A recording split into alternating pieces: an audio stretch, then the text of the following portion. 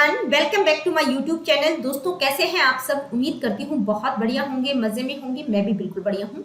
तो जैसा कि आप सभी जानते हैं, हमने केवीएस पेडागोजी से रिलेटेड एक सीरीज स्टार्ट की है जो कि टीजीटी, पीजीटी और पीआरटी सभी पोस्ट के लिए बहुत ही इंपॉर्टेंट है। तो देखिए, हमने पहली यूनिट बिल्कुल डिटेल में कंप्लीट कर ली है। उसके बाद हमने सेकेंड यूनिट स्टार्ट किया था, अंडरस्टैंडिंग टीचिंग लर्निंग, जिसमें हमने इस यूनिट का पहला टॉपिक जिसमें बिहेवियरिज्म, कॉग्निटिज्म और कंस्ट्रक्टिविज्म को बिल्कुल डिटेल में हमने किया है। और आज हम उसी यूनिट का, इसी सेकंड यूनिट का सेकंड टॉपिक करेंगे। सेकंड टॉपिक कौन सा है? Factor affecting learning and their implications.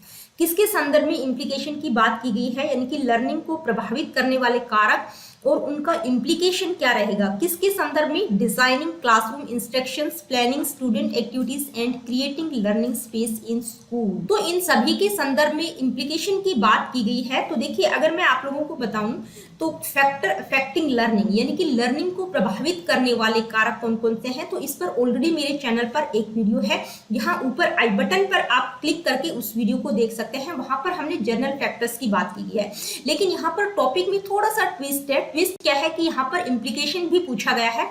किसके संदर्भ में पूछा गया है कि जब टीचर क्लासरूम इंस्ट्रक्शंस को डिजाइन करे तो जो लर्निंग को प्रभावित करने वाले कारक हैं उनका क्या इम्प्लीकेशन रहेगा।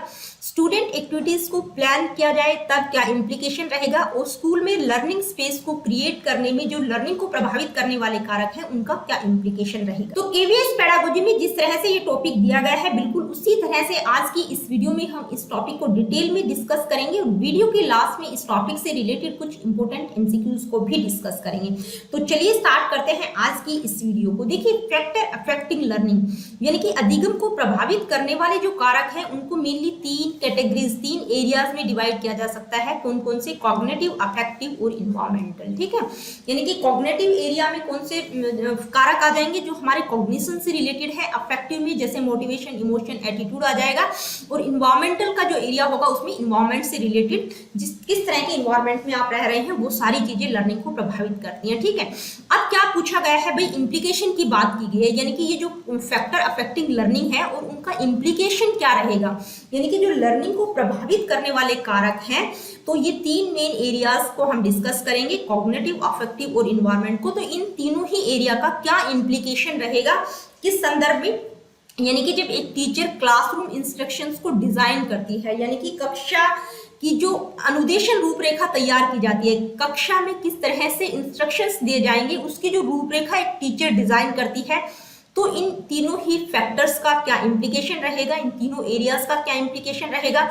स्टूडेंट्स के लिए एक्टिविटीज प्लान करते टाइम इनका क्या इम्प्लीकेशन रहेगा, और स्कूल में लर्निंग स्पेस को क्रिएट करने में इन तीनों ही फैक्टर्स या तीनों एरियाज का क्या इम्प्लीकेशन रहेगा। तो सबसे पहले हम बात करेंगे डिजाइनिंग क्लासरूम इंस्ट्रक्शंस के संदर्भ में, यानी कि क्लासरूम इंस्ट्रक्शंस को डिजाइन किया जाए तो इन तीनों एरियाज या तीनों फैक्टर्स का क्या इम्प्लीकेशन रहेगा। तो सबसे पहले बात करेंगे कॉग्निटिव फैक्टर्स का।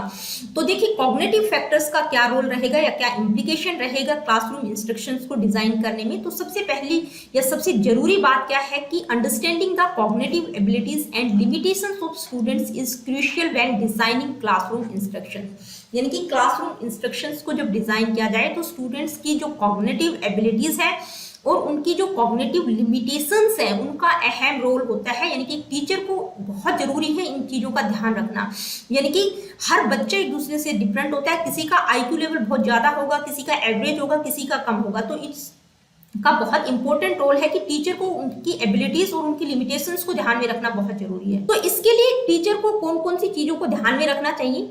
Consider the age, developmental stage and prior knowledge, यानी कि बच्चों की एज, उनकी डेवलपमेंटल स्टेज। हर बच्चे की डेवलपमेंटल स्टेज डिफरेंट होती है, क्योंकि किसी बच्चे का विकास बहुत तीव्र गति से होता है, किसी का धीरे होता है। और साथ ही प्रियोर नॉलेज, यानी कि पूर्व ज्ञान का भी उसको पता होना चाहिए, क्योंकि जो पूर्व ज्ञान है, पूर्व अनुभव है, वो एक बेस का काम करते हैं।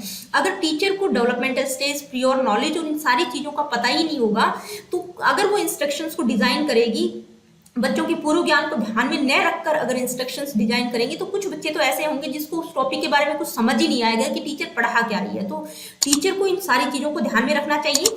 और उसके बाद उसको पेस ऑफ इंस्ट्रक्शंस और कॉम्प्लेक्सिटी, यानी कि किस तरह से अनुदेशन की जो गति होगी, तेज होगी, धीरे होगी, किस तरह से वो पढ़ाएगी, और जटिलता का लेवल क्या होगा, इन चीजों को एडजस्ट करना है। किसके बाद, यानी कि एज, डेवलपमेंटल स्टेज और प्योर नॉलेज को ध्यान में रखने के बाद टीचर को क्या करना चाहिए, पेस ऑफ इंस्ट्रक्शंस, यानी कि जो अनुदेशन की गति होगी वो क्या रहेगी, और कॉम्प्लेक्सिटी का लेवल क्या रहेगा, यानी कि जटिलता का लेवल क्या रहेगा, उसको उनको एडजस्ट करना चाहिए। इसके बाद जो है टीचर को अलग अलग तरह की इंस्ट्रक्शनल मेथड्स का यूज करना चाहिए, जैसे visual aids, hand on activities, group work और लर्निंग स्टाइल्स, ताकि स्टूडेंट्स को इंगेज रखा जा सके। अब हम बात करेंगे अफेक्टिव फैक्टर्स की, यानी कि जो अफेक्टिव फैक्टर्स हैं उनका क्या इम्प्लीकेशन रहेगा जब एक टीचर क्लासरूम इंस्ट्रक्शंस को डिजाइन करे। तो सबसे पहले आपको पता होना चाहिए कि जो अफेक्टिव फैक्टर्स हैं उनमें कौन कौन से फैक्टर्स आएंगे। मोटिवेशन है, इंटरेस्ट है, इमोशन, ये अफेक्टिव डोमेन से रिलेटेड फैक्टर्स हैं। तो टीचर को क्या करना चाहिए कि एक तो पॉजिटिव और सपोर्टिव लर्निंग इन्वायरमेंट क्रिएट करना चाहिए, ठीक है। इसके अलावा एक टीचर को इंट्रिंसिक मोटिवेशन के लिए बच्चों को फोस्टर करना चाहिए, उनको प्रोत्साहित करना चाहिए, साथ ही लर्निंग में इंटरेस्ट क्रिएट करना चाहिए बच्चे का। तो इसके लिए एक टीचर क्या करेगी, उनको क्या करेगी, उनकी चॉइस के अकॉर्डिंग अपॉर्चुनिटीज प्रदान करनी चाहिए, यानी कि बच्चों की चॉइस को देखना चाहिए कि उनका किस फील्ड में इंटरेस्ट है, उसके अकॉर्डिंग उनको अपॉर्चुनिटीज दी जानी चाहिए, फीडबैक प्रदान करना चाहिए, और साथ ही जो भी उनकी चॉइसेस हैं उनके अकॉर्डिंग उनको रेलिवेंट और मीनिंगफुल इंस्ट्रक्शनल मटेरियल भी प्रोवाइड करना चाहिए, ताकि जो बच्चे हैं वो अच्छे से काम कर सके अपनी चॉइस के अकॉर्डिंग। अब हम बात करेंगे इन्वायरमेंटल फैक्टर्स की। देखिए, क्लासरूम इंस्ट्रक्शंस को जब एक टीचर डिजाइन करती है तो इन्वायरमेंटल फैक्टर्स का क्या इम्प्लीकेशन रहेगा। तो देखिए, क्लास का जो फिजिकल इन्वायरमेंट है, जहां पर बच्चा बैठकर पढ़ाई करता है, तो वो बच्चे की लर्निंग को बहुत ज्यादा अफेक्ट करता है, ठीक है। तो टीचर को क्या करना चाहिए कि क्लासरूम किस तरह का होना चाहिए, वेल लिट, कंफर्टेबल और डिस्ट्रक्शन फ्री होना चाहिए। किसी प्रकार का कोई डिस्ट्रक्शन नहीं होना चाहिए, कंफर्टेबल होना चाहिए, वेल लिट होना चाहिए, यानी कि प्रकाश रोशनी की जो भी उचित व्यवस्था होनी चाहिए, ठीक है। इसके अलावा क्लासरूम को इस तरह से डिजाइन करना चाहिए ताकि बच्चों में कोलैबोरेशन को प्रमोट किया जा सके और लर्निंग को फैसिलिटेट कर सके। तो इसके लिए टीचर को क्या करना चाहिए, कभी कभी जैसे टीचर ग्रुप एक्टिविटीज या ग्रुप डिस्कशंस का ऑर्गेनाइज करता है, तो उसको क्या करना चाहिए कि जो डेस्क की जो सेटिंग है उसको भी बीच बीच में चेंज करते रहना चाहिए, कभी सर्कुलर कभी सेमी सर्कुलर तरीके से उनको अरेंज कर देना चाहिए, ताकि बच्चों को एक नयापन महसूस हो। तो देखिए, ये था क्लासरूम इंस्ट्रक्शंस को जब डिजाइन किया जाए तो इन तीनों फैक्टर्स का क्या इम्प्लीकेशन रहेगा। अब हम बात करेंगे स्टूडेंट्स एक्टिविटीज को प्लान करते टाइम इन तीनों फैक्टर्स का क्या इम्प्लीकेशन रहेगा। सबसे पहले हम कॉग्निटिव फैक्टर्स की बात करेंगे। तो देखिए, जब स्टूडेंट्स के लिए एक्टिविटीज प्लान की जाए तो एक टीचर को क्या ध्यान में रखना चाहिए, उनकी कॉग्निटिव एबिलिटीज और उनकी नीड क्या होंगी उनको ध्यान में रखना चाहिए। इसके लिए स्टूडेंट्स को इस तरह की एक्टिविटीज उनको दी जानी चाहिए जो एक तरह से उनके लिए चैलेंज का काम करें, ठीक है। साथ ही स्टूडेंट्स को इस तरह की अपॉर्चुनिटीज दी जानी चाहिए ताकि वो प्रैक्टिस कर सके और जो कुछ उन्होंने सीखा है उसको वो अलग सिचुएशंस में अप्लाई कर सके, ठीक है। अब हम बात करेंगे अफेक्टिव फैक्टर्स का क्या इम्प्लीकेशन रहेगा जब एक टीचर स्टूडेंट्स के लिए एक्टिविटीज को प्लान करती है, ठीक है। तो देखिए, कौन सी चीजों को ध्यान में रखना चाहिए जब स्टूडेंट्स के लिए एक्टिविटीज को प्लान करें। तो सबसे इंपॉर्टेंट है कि भी बच्चों की सीखने में रुचि पैदा हो, इस तरह की एक्टिविटीज क्रिएट की जानी चाहिए, इस तरह की एक्टिविटीज बनाई जानी चाहिए, और साथ ही बच्चे उस काम को करने के लिए आंतरिक रूप से इंट्रिंसिक मोटिवेशन को प्रमोट किया जा सके, यानी कि वो खुद उस काम को करने के लिए मोटिवेट हो, क्योंकि जो बाहरी अभिप्रेरणा होती है वो ज्यादा प्रभावित नहीं करती। इंट्रिंसिक मोटिवेशन का अहम रोल होता है। जब बच्चा सेल्फ मोटिवेटेड होता है तो किसी भी काम को बहुत अच्छे से कर जाता है।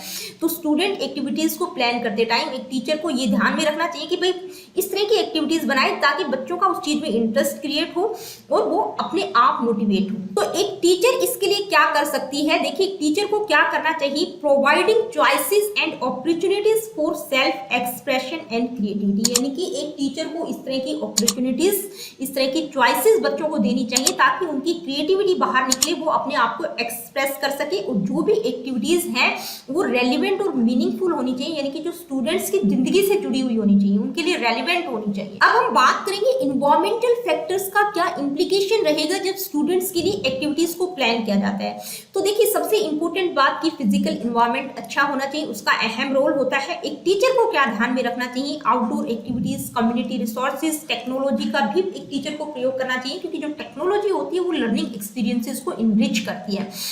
साथ ही बच्चों को इस तरह की अपॉर्चुनिटीज दी जानी चाहिए ताकि उनको एक्सप्लोरेशन और डिस्कवरी के लिए मौका मिल सके, वो एक्सप्लोर कर सके, कुछ डिस्कवर कर सके। तो ये था स्टूडेंट्स एक्टिविटीज को प्लान करते टाइम इन तीनों फैक्टर्स का क्या इंप्लीकेशन रहेगा। अब हम बात करेंगे creating learning space in school, यानी कि स्कूल में लर्निंग स्पेस को क्रिएट करते टाइम इन तीनों फैक्टर्स, तीनों एरियाज का क्या इंप्लीकेशन रहेगा। कौन कौन से 3 एरियाज की हम बात कर रहे हैं, कौन कौन से 3 फैक्टर्स की हम बात कर रहे हैं, कॉग्निटिव, अफेक्टिव और इन्वायरमेंटल फैक्टर्स का क्या इंप्लीकेशन रहेगा जब स्कूल में लर्निंग स्पेस को क्रिएट किया जाए, तो कौन कौन सी चीजों को ध्यान में रखा जाना चाहिए। ठीक है, तो सबसे पहले बात करेंगे कॉग्निटिव फैक्टर्स की। तो देखिए, सबसे इंपॉर्टेंट बात है फिजिकल इन्वायरमेंट स्कूल का अच्छा होना चाहिए जो स्टूडेंट्स की लर्निंग को अफेक्ट करता है। स्कूल इस तरह से डिजाइन होना चाहिए जो बच्चों को लर्निंग में इंगेज रखे। ठीक है, इसके अलावा लाइटिंग, टेम्परेचर, नॉइस लेवल, इन सारी चीजों को ध्यान में रखा जाना चाहिए। स्कूल का जो लेआउट है वो इस तरह से ऑर्गेनाइज किया जाना चाहिए, इस तरह से संगठित करना चाहिए जहां पर बच्चों में कोलैबोरेशन की फीलिंग डेवलप हो, यानी कि कोलैबोरेशन को बढ़ावा मिले। क्लासरूम इस तरह से डिजाइन किए जाने चाहिए, क्योंकि हम कॉग्निटिव फैक्टर्स की बात कर रहे हैं तो क्लास में किस तरह की, यानी कि डिफरेंट इंस्ट्रक्शनल मेथड्स और लर्निंग स्टाइल्स का प्रयोग किया जाना चाहिए। एक ही टीचिंग मेथड्स का प्रयोग टीचर के द्वारा नहीं किया जाना चाहिए। जो इंस्ट्रक्शनल मेथड होंगे वो बिल्कुल डिफरेंट होने चाहिए, लर्निंग स्टाइल डिफरेंट होनी चाहिए। ठीक है, अब हम बात करेंगे अफेक्टिव फैक्टर्स का क्या इंप्लीकेशन रहेगा जब स्कूल में लर्निंग स्पेस को क्रिएट किया जाए। तो देखिए, लर्निंग स्पेस को डिजाइन करते टाइम क्या ध्यान में रखना चाहिए, यानी कि जो स्कूल का इन्वायरमेंट है वो पॉजिटिव और सपोर्टिव होना चाहिए जहां पर बच्चे अच्छे से सीख सकें। स्कूल को और कौन कौन सी चीजों को ध्यान में रखना चाहिए, किसको प्रमोट करना चाहिए, कल्चर ऑफ रिस्पेक्ट, यानी कि कल्चर की रिस्पेक्ट करना सीखे बच्चे, कोलैबोरेशन को बढ़ावा मिले, इंक्लूसिविटी, इंक्लूसिविटी का मतलब समन्वित होकर काम करना सीखे। साथ ही बच्चों को इस तरह की अपॉर्चुनिटीज प्रदान की जानी चाहिए जहां पर उनको चॉइस और वॉइस के लिए अवसर मिल सके, यानी कि उनकी चॉइस के अवसर हो, साथ ही उनको बोलने का मौका भी मिले। ठीक है, अब हम बात करेंगे इन्वायरमेंटल फैक्टर्स का क्या इंप्लीकेशन रहेगा, किसके संदर्भ में, creating learning space in schools, यानी कि स्कूल में जब लर्निंग स्पेस को क्रिएट किया जाए तो इन्वायरमेंटल फैक्टर्स का क्या इंप्लीकेशन रहेगा। सबसे पहले इंपॉर्टेंट बात, फिजिकल इन्वायरमेंट स्कूल का बेहतर होना चाहिए ताकि बच्चों में लर्निंग के लिए प्रोत्साहित किया जा सके। ठीक है, स्कूल को और कौन कौन सी चीजों को ध्यान में रखना चाहिए, यानी कि access to technology and other resources such as libraries and laboratories, यानी कि बच्चे टेक्नोलॉजी का यूज करना सीखें और दूसरे रिसोर्सेज जैसे लाइब्रेरी हो गया, लेबोरेटरी हो गया, या म्यूजिक रूम हो गया, या स्पोर्ट्स रूम हो गया, इस तरह की रिसोर्सेज भी स्कूल में होने चाहिए। इसके अलावा अगर हम नेचुरल इन्वायरमेंट की बात करें तो स्कूल में गार्डन होना चाहिए। कभी कभी बच्चों के लिए आउटडोर क्लासरूम भी ऑर्गेनाइज की जानी चाहिए, यानी कि टीचर जो है बाहर बैठाकर भी बच्चों को पढ़ा सकता है। इसके अलावा स्कूल जो है आर्ट और डिजाइन को भी यूज कर सकता है ताकि बच्चों को विजुअली स्टिमुलेट किया जा सके, यानी कि आर्ट और डिजाइन जिसमें बच्चे देखकर भी कुछ सीखते हैं। तो जो लर्निंग इन्वायरमेंट है वो किस तरह का होना चाहिए, इंस्पायरिंग होना चाहिए, जो स्टूडेंट्स को इंस्पायर करे। तो देखिए, ये था आपका topic factor affecting learning and their implication. किसके संदर्भ में इंप्लीकेशन की बात की गई थी, यानी कि जब एक टीचर क्लासरूम इंस्ट्रक्शंस को डिजाइन करे तो जो लर्निंग को प्रभावित करने वाले कारक है उनका क्या इंप्लीकेशन रहेगा।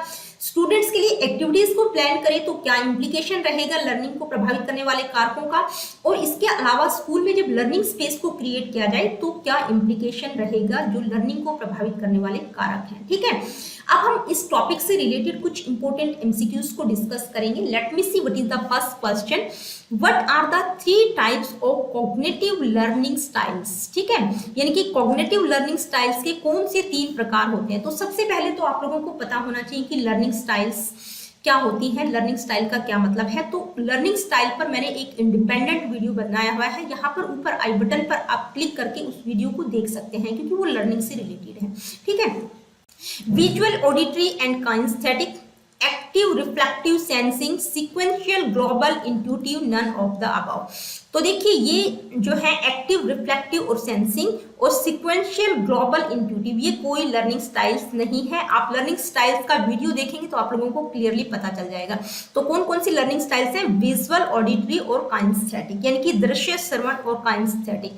तो आपका ऑप्शन नंबर 1 करेक्ट होगा। नेक्स्ट क्वेश्चन है, which of the following is not a factor that affect learning, यानी कि कौन सा फैक्टर है जो लर्निंग को प्रभावित नहीं करता। 3 फैक्टर ऐसे हैं जो लर्निंग को प्रभावित करते हैं, एक नहीं है, आपको जो नहीं वाला है वो बताना है। ठीक है, एटीट्यूड लर्निंग को प्रभावित करता है, ये अफेक्टिव डोमेन के अंतर्गत आएगा। इन्वायरमेंट इन्वायरमेंटल फैक्टर से रिलेटेड है, सोशल मीडिया और मोटिवेशन। मोटिवेशन किस में आएगा? अफेक्टिव फैक्टर्स में। तो कौन सा प्रभावित नहीं करता? Social media. ठीक है, आपका option number C correct. Let me see what is the next question.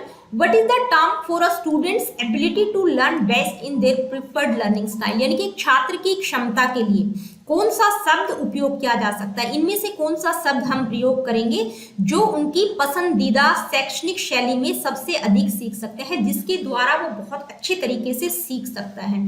Cognitive style, यानी कि कॉग्निटिव स्टाइल का मतलब जो संज्ञानात्मक शैली है उसका प्रयोग करेंगे, जिसके द्वारा बच्चा अच्छे से सीख सकता है। तो जरूरी नहीं है कि कॉग्निटिव शैली या कॉग्निटिव स्टाइल के द्वारा बच्चा अच्छे से सीख सकता है। लर्निंग प्रेफरेंसेस, लर्निंग स्टाइल या लर्निंग स्टाइल या none of the above.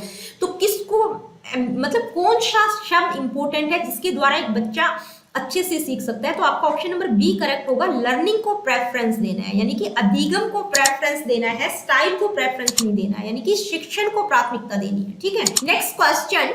Which of the following is not a characteristic of effective classroom instruction? देखिए निम्नलिखित में से कौन सी एक अच्छी कक्षा शिक्षा की विशेषता नहीं है, यानी कि इफेक्टिव क्लासरूम इंस्ट्रक्शन की कैरेक्टरिस्टिक नहीं है? तो 3 इसमें से सही है। आपको जो गलत वाली कैरेक्टरिस्टिक है वो बताना है। क्लियर ऑब्जेक्टिव होनी चाहिए भाई, होने चाहिए बिल्कुल ऑब्जेक्टिव, बिल्कुल स्पष्ट होने चाहिए। एक्टिव स्टूडेंट एंगेजमेंट, यानी कि सक्रिय छात्र भागीदारी, बिल्कुल स्टूडेंट एंगेज होनी चाहिए। ठीक है, ट्रेडिशनल टीचिंग मेथड, ये बिल्कुल गलत है, क्योंकि ट्रेडिशनल टीचिंग मेथड्स का प्रयोग करना एक इफेक्टिव क्लासरूम इंस्ट्रक्शन की कैरेक्टरिस्टिक नहीं है। ऑनगोइंग असेसमेंट, यानी कि निरंतर मूल्यांकन भी बच्चों का किया जाना चाहिए। तो आपका option number C correct. Next question. Which of the following is not a strategy for promoting student motivation? यानी कि छात्र मोटिवेशन को बढ़ाने के लिए, प्रमोट करने के लिए निम्नलिखित में से कौन सी रणनीति नहीं है? यानी कि एक जो स्ट्रेटेजी है वो स्टूडेंट्स को मोटिवेट नहीं करती, वो मोटिवेट नहीं करने वाली स्ट्रेटेजी आपको बतानी है। प्रोवाइडिंग अपॉर्चुनिटीज फॉर ऑटोनोमी, यानी कि स्वतंत्रता के लिए अवसर प्रदान करना, ये बिल्कुल सही है। इम्फसाइजिंग एक्सट्रिंसिक रिवॉर्ड, यानी कि बाहरी पुरस्कार पर जोर देना। नेक्स्ट है इंक्रीजिंग गोल सेटिंग, लक्ष्य निर्धारण को प्रोत्साहित करना। फॉस्टरिंग अ ग्रोथ माइंडसेट, या एक विकास माइंडसेट को बढ़ावा देना। तो कौन सी एक स्ट्रेटेजी नहीं है जिसके द्वारा स्टूडेंट मोटिवेशन को प्रमोट किया जा सकता है? तो देखिए जो बाहरी एक्सट्रिंसिक रिवॉर्ड होता है उस पर ज्यादा फोकस करना, वो एक अच्छी स्ट्रेटेजी हम नहीं कह सकते। तो आपका ऑप्शन नंबर बी करेक्ट होगा। Next question. Which of the following is not a component of self-regulated learning? यानी कि स्वनियंत्रित अधिगम का कौन सा एक अंग नहीं है, यानी कि सेल्फ रेगुलेटेड लर्निंग का एक कंपोनेंट नहीं है। इन चारों में से वो कंपोनेंट आपको बताना है।